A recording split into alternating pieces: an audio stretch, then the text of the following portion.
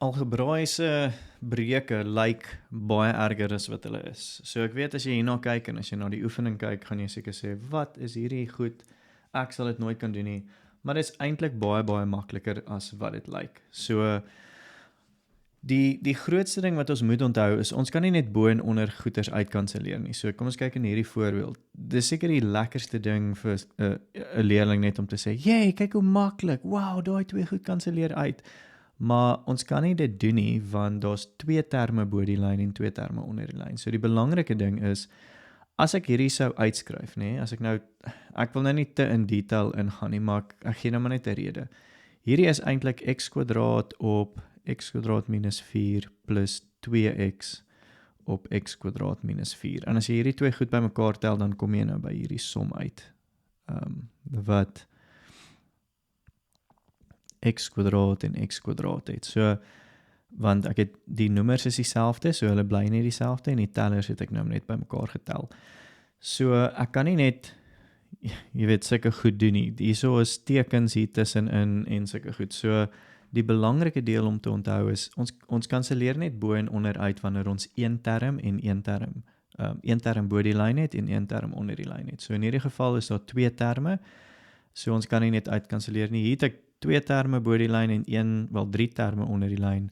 So ek kan nie net daai een en daai een uitkanselleer nie. Dit is die belangrikste ding om te onthou. Dan, as jy hierdie goed sien, al wat dit is net 2 in 1, kom ons sê, faktorisering, in die sin van jy gaan bo die lyn faktoriseer en onder die lyn faktoriseer. So kom ons kyk gou na hierdie eerste ene. So x plus 1 bly maar net x plus 1. Ek kan nie regtig iets daar faktoriseer nie. Ek kan dit maar in hakies skryf, so dit maak nie regtig enige verskil nie. Dit gaan eintlik nou 'n bietjie beter lyk as ek dit in hakies skryf.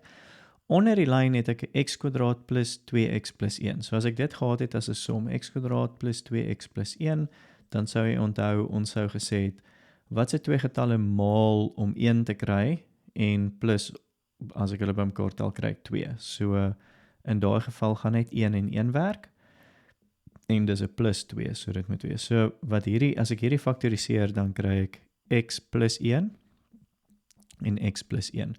En wat jy hier sien, is ek het nou een term bo die lyn, en een term onder die lyn, en hierdie hele hakie kan met daai hele hakie uitkanselleer.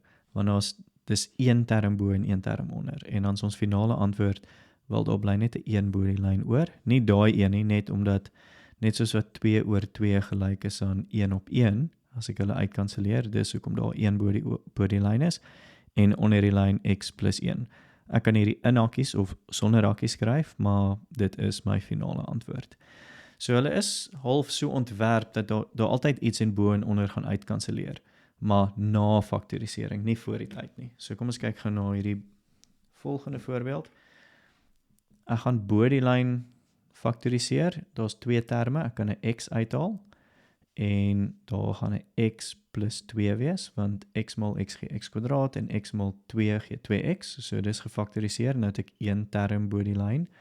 Onder die lyn het ek verskil van vierkante, so dit word net x minus 2, x plus 2, en nou kan jy sien, wow, 'n hele hakie kanselleer met 'n hele hakie uit, en wat het ek oor x en x minus 2. En dis dit. Moenie nou daai x en hierdie x uitkanselleer nie, want daar is tegnies, ek weet dis nou in hakies, so jy sê dis een term, maar ek hoef nie die hakies daar te skryf vir hierdie antwoordgedeelte nie, maar ek kan nie daai x en daai x uitkanselleer nie, want hierso is twee terme onder die lyn, en al maak ek dit een term, ek kan nie net iets bo binne in 'n hakie gaan uitkanselleer nie, so is baie belangrik dat ek hele hakies uitkanselleer. Goed, kom ons kyk gou na, ek dink ek het nog so 'n paar voorbeelde hier. So dit weer eens, dit lyk baie intimiderend, maar dit is maar net, doen maar net dieselfde bo en onder. Kom ons kyk gou. Wel, faktorisering. So kom ons kyk. x² minus 4x plus 3 op x² minus 7x plus 12. Goed, so die ding wat jy die graagste sou wou doen, is daai twee uitkanselleer, maar jy gaan nie dit doen nie, want jy weet, daar is meer as een term bo die lyn en meer as een term onder die lyn, en ons moet eers faktoriseer. So as ek bo die lyn gaan faktoriseer, weet ek gaan, dis 'n 3 term, so daar gaan x in die begin wees. 3, wel dis 'n 1 en 'n 3, né? Dis die enigste twee goed wat ek kan maal om 3 te kry. En ek moet by -4 uitkom. So dit sou seker -1 maal -3 sal +3 gee. En as ek hulle bymekaar tel, dan gaan ek 'n -4 kry. Onder die lyn selfde toertjie doen, x se daar. En hierdie keer moet ek by 12 uitkom. En by 12 moet ek 'n 3 en 'n 4 gebruik. So ek dink ek gaan -3 en -4 gebruik. Want -3x minus 4x gee -7x. En dan daai -3 maal die -4 gee die +12.